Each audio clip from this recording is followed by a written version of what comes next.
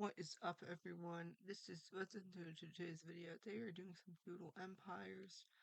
Let's get into it. Alright. End of Unity. Alright. So I was debating what we would do today. And I've decided, you know what? Let's do the Middle East again. Because I've gotten bored of doing Europe. Let's do the Middle East. This is episode 13. Or episode 14, because that one episode that got stuck. It's non-canon, but... Alright, as you can see, these are our nations. And I have not touched this map in an insanely long time. Alright, let's see. Oh, these borders are interesting. Oh boy. Let me just change this color. Let me just change a few of these.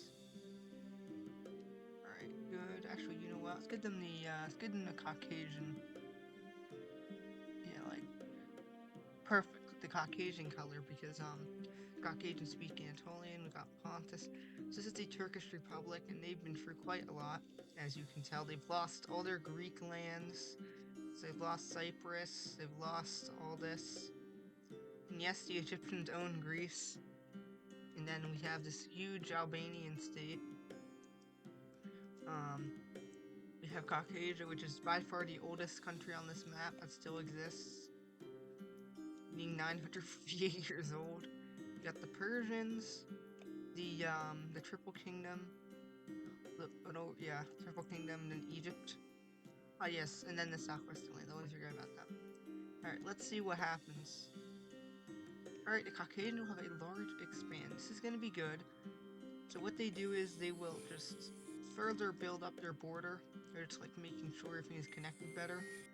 Because the Caucasians are one of the most interesting countries for me. I mean, it's probably my favorite country in this series, honestly. Because the lore around them is just so good. That or the Persians. I really like the lore of them. These are the Persians, as you can see. These are like the main guys. As you can see, Cyprus is in a let's see if Cyprus let's see if another war starts over this. We also have the Levant area, or as I like to call it, the Cypresian area, which is like this basically, all of this. And this has been under military occupation for I don't know how long. Alright, so let's see what happens next. The Caucasians did something, the Turks are gonna do something, and they will have a union. And what they do is they will successfully. So basically, Turkish tanks will successfully storm into Pontus, seizing it. The Anatolians. Alright, and the Anatolians will have a union. And they will unite with. They're not uniting with. The Turkish government refuses to unite. Refuses to allow them to unite. However, the Caucasians will threaten them, basically saying that we will literally take over all of this, and the Turkish government doesn't want to lose all of this, so the Anatolians and the Caucasians' armies will roll up to the capital, and it's not pretty, as you can see. It's not pretty. They took over the entire government. We're going to call this. Can I please name? Cooperate? Okay, hold on. Look at this. Anatolian. What was I gonna call it? Yes, Anatolian. Anatolian Republic, as I want to call it. Perfect. Now the Anatolians have finally restored governance over Turkey for the first time in like 900 years or something. Alright, the Persians will have a small expand. As we all know, the Persians are probably one of the most threatening nations on this map. They're probably not the most powerful, though. That really depends on how you look at it. I'd argue the Caucasians are more powerful. They got more influence. But in terms of military, the Persians are certainly a threat. But anyway, the Persians will expand up to this river. Basically, the Caucasians and Persians will set the border along this river area. The Turkish government would, as long as the Turkish government gets to, like, keep everything up to this river, then they're mostly fine. Plus, the Anatolians and Caucasians have extremely good relations, because the Caucasians are, the only country to speak Anatolian, so these two are extremely close, historically and culturally. Anyways, the Anatolians have a new leader.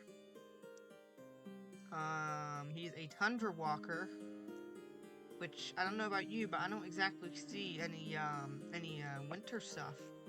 And this is the terrain map. I'm guessing this is supposed to be like plains or grass. This is the desert, I'm assuming. This is mountains. Actually, wait, this might be a desert, and like this might be like coastal land. No, wait, no, this can't be desert because this wouldn't make sense then. Oh, I think these are hills, these are mountains, and this is flat. Okay, yeah. All right, this is what this is. So these gray things are flatlands. I mean mountains. Brown are, I'm assuming, hills. And then green is, I'm assuming, the like plains. That's my guess. I'm going over every map. As you can see, we have an insane amount of forts, especially over here. This whole area is heavily militarized. We have the faith mode, which is probably the least updated of all these. As you can see, we have Taoism, which is the by far oldest religion on this map. We got the monarch religion, and we have Libyan Islam. So as you can see, oh yes, and tribalism. Don't forget about tribalism. That's for origin map. This is also interesting. So we have Caucasia, Anatolia, Albania, Persia, Kuwait, and Egypt. So yeah, origin map isn't that interesting aside from Kuwait. Kuwait used to, well, if you haven't seen the previous episodes, Kuwait used to be like right here, and they fought. It was a huge war over Persia. I don't know when it was, though, I forgot. I'll be listing that to the main map. Alright, anyways, Albania build a castle. This is a pretty good idea. So they will build it right here to protect their eastern lands. I don't really have any names for these. That's why I'm just putting them as blank. I don't have an idea.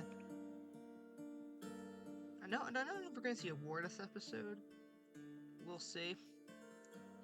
We probably won't do a war though because I haven't touched this map in like a while. So yeah, I'm probably not gonna see anything too more important. Well, minus obviously the government shift, but aside from that, it's like the main event, I'd say. But who knows? Maybe we'll do something. But anyways, the Egyptian government will a small expand, and they will send troops up into the Levant, and they want to get to this river because basically they do not trust the Anatolian government with holding down the Cypresian area. Which, I mean, to be fair, I don't really blame them because this is a completely new thing. I mean, the Anatolians only exist like here, and that's it. If it wasn't for the Caucasian army protecting them, the Anatolian government would collapse, honestly. It's pretty weak. But anyways, the southwestern lands will have a medium expand, probably the most forgotten country on this map, being honest. I honestly always forget this thing exists, but they're just going to be trying to get the minerals over here. Meanwhile, Egypt will do something yet again, and they have a large expand. Now, one thing I would like to mention is that Egypt is in an alliance with the Triple Crown. The Caucasians, Persian, and Anatolians are in an alliance. And then Albania is in the Egyptian alliance. So those are our three groups. So we have what I'm going to call the Southern group. Well, I'm going to call the Northern group. These three make up the Northern area, the Northern Alliance, and then these three make up the Southern Alliance. Oh, and then the Southwest Lands is also part of it, but I mean, does anyone really acknowledge their existence? I personally always forget they exist on this map, even though they're probably one of the oldest countries. I don't think they've ever even been in a single war. So the Egyptians will successfully hook up with this land. They now have a southern connection to Somalia, and they also start to just improve their logistics. And that's mostly because pretty much no one wants to start a war. I mean, honestly, a lot of wars happen in this series, and pretty much no one wants to start another one, at least for now. Maybe we'll see one, though. Alright, the Antonians will build a castle, and they build it right here, protect themselves from the Egyptians. We'll see if that holds up. The answer is probably not. The Egyptians are making headway. They secured a fort. And at this point, the Anatolian government is panicking. The Caucasian army will set up a defensive line here and basically tell the Egyptian government that if you march past this, we'll obliterate you. The Egyptian government is taking this pretty seriously because remember, Caucasians have an insane amount of soft power because they're allied with the Persians, and the Persians can just, well, just march over here and just. And these two are pretty equally matched. I'd argue that these guys have a slight advantage though. When these two were in war, the Little Persians technically won. The Triple Kingdom was able to do some extremely successful attacks against the Persian military. But meanwhile, in a surprise attack, yes, that's right, the Triple Kingdom will start an invasion. They will get up to here, and they will then, and I'm serious, they will then proceed to just obliterate the Persian navy yet again. This is the second time they've done this, by the way. Maybe even the third. So they expand, and they will then seize this entire fortress, and they will start moving into their Kuwaiti territory. So Persia will respond, and they will slam them back, but it doesn't really mean much.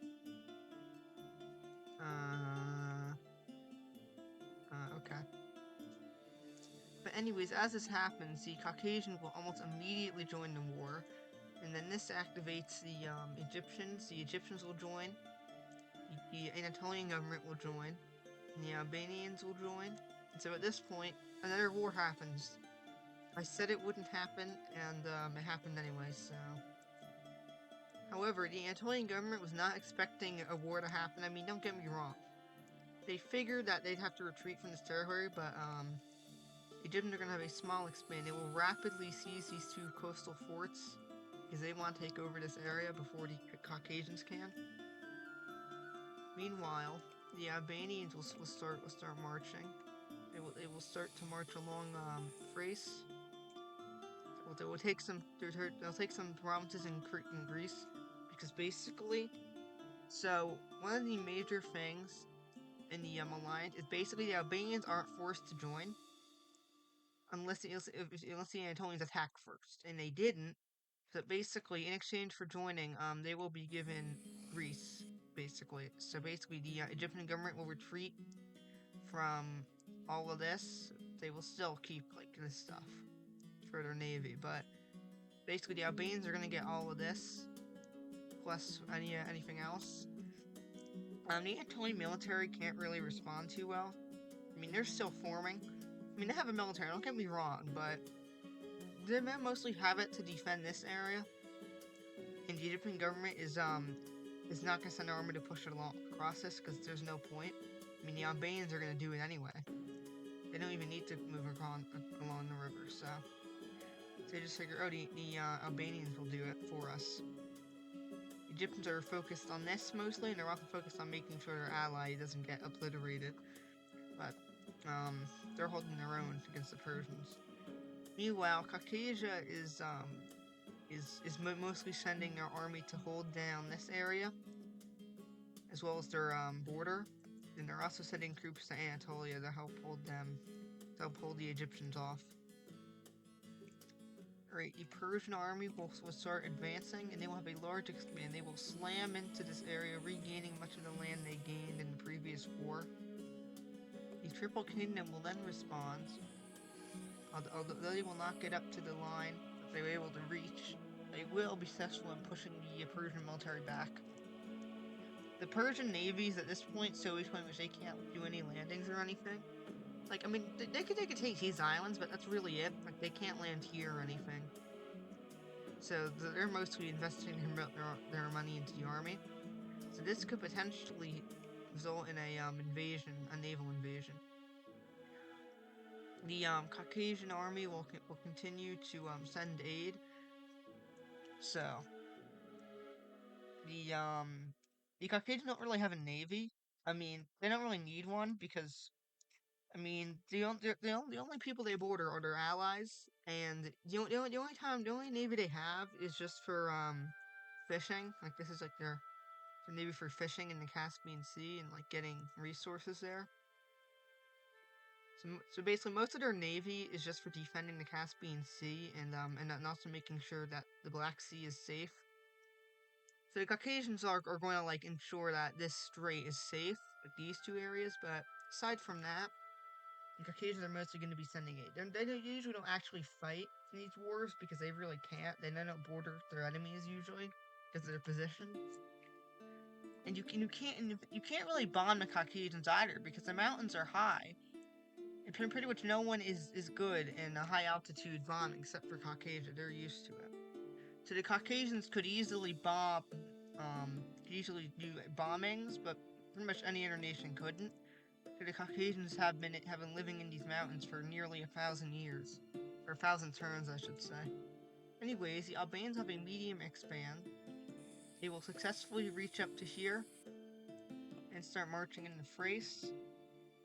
The Anatolian government is basically mostly planning on just holding down this area.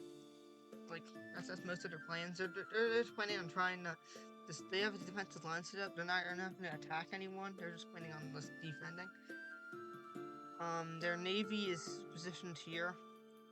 But the Egyptian government is not landing in Turkey because once again, there's no point in our opinion. I mean, there's not much of a point in doing that because they really do not want the Caucasian Air Force to just be bombing them. I mean, because it would not be very fun to have Cyprus be bombed. This is like their main naval area. These two, if Crete and Cyprus were bombed, that's like most of their navy in the Mediterranean. And they do have some like ports. Like do have like this port, for instance. They have a port. Like this is also a port they have. They have more ports. Don't get me wrong, but like these are their main two like naval areas. And then let's see what happens next. The Egyptians will move. They'll have a large expand. So they basically want to hold off the Persians. So what they will do is they will basically just get up to here, up to this river, before then basically telling the Anatolians that they won't attack them any further. Like they just want all the land that's east of this river. So, like up to here basically is what they want. And the Anatolian government will basically say, okay, because because they really do not want to be, just attacked by the Egyptians on both sides. So they will agree and just basically just retreat from this area entirely. Because basically most of the Anatolians, they're not going to win this war. It's impossible basically. So basically almost their entire war plan is basically to just try to lose as little land as possible. I mean, these are unfortunate losses, but they would much rather keep their nation than they would lose this land. So the Anatolians will, however, do some pushing back, it seems, and they will. So first off, they will just do that. Next thing they do is they will basically the Egyptian government agrees to retreat from these islands as part of their agreement. So they get to retake these islands. So now the Egyptian and Anatolians are at peace. I mean, they're still technically at war, but like they both agree not to attack each other anymore. So the Anatolians are focused on just kicking out the Albanians, which will make their lives easier.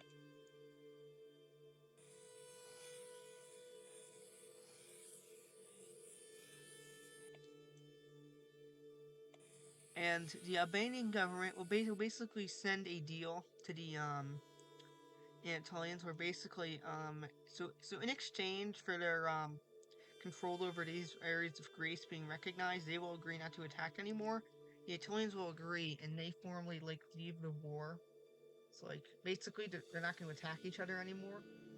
So the Caucasians are now sending aid only to the Persians, and this will Persians will do some movements to see what the Persians do, and a new nation will form. Now the question is where.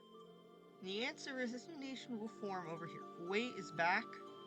what happens is basically while the Caucasians are sending aid, a um a bunch of Kuwaiti residents, because don't forget, Kuwait is technically a thing still, sort of. They're like an autonomous region. So basically, a bunch of Kuwaiti nationalists will they will seize the arms shipment and they will successfully march on the major city that was formerly the Kuwaiti capital, and they will overthrow the governor of the Persian governor of it, and Kuwait will be formed yet again. We're back. So Kuwait will set up right here, and the Persians are worried, unsurprisingly. The Triple Kingdom will then proceed to take this fort, and this will allow for the Persians decide, you know what, let's retreat from this area and hold their defensives here. So that's what they'll do. The Kuwaiti government will have a new leader for the time being. We'll get a large expand, and he will start marching along this river. He wants to take all of this before the war ends. The Triple Kingdom will have a small expand, and their plans are to take over this. Kuwait will have yet another small expand, and their armies are just moving.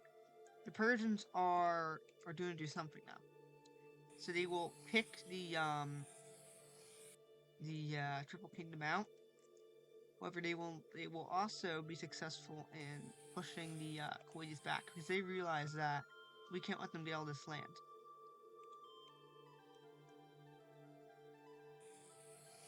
The Triple Kingdom will respond with quite the large pushback. They then threaten to land in Persia.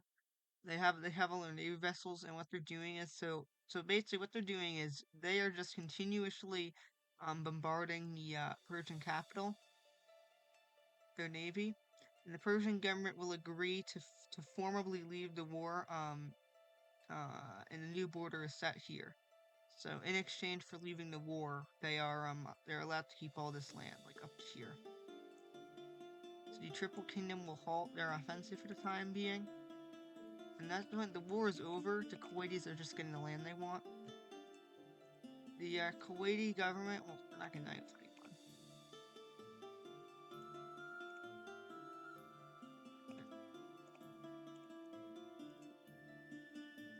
The Triple Kingdom will do some minor expansion, and it's mostly because they want to protect their flank. So now these are the new borders of the Triple Kingdom, as you can see. They're now much more inland, so now they have extra provinces. So basically, they can use that to like retreat in case of like a naval landing or anything. So now we have Kuwait. And I think someone read in the video. We just saw a war. But this wasn't exactly like the biggest war in the series, obviously, but I mean, it was to an extent important, I'd argue, because the Persians now are weaker. The Triple Kingdom is stronger. Egypt is stronger. The Anatolian government is more stable. The Caucasians were successful in their war goals. Their war goals basically being for their allies to survive, and well, Anatolia did. That was their main goal, to ensure Anatolia didn't collapse. So with that being said, hope you all enjoyed this video. This was part. Let me save it. Hold on. Don't want to forget about that. This was episode number 13. Let me just wait for it to save before we end this, just to be safe. Okay, we're good. Let me just double check.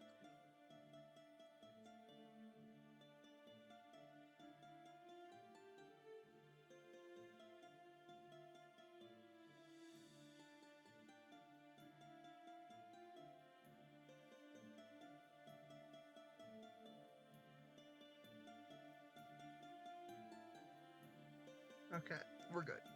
That being said, goodbye, guys.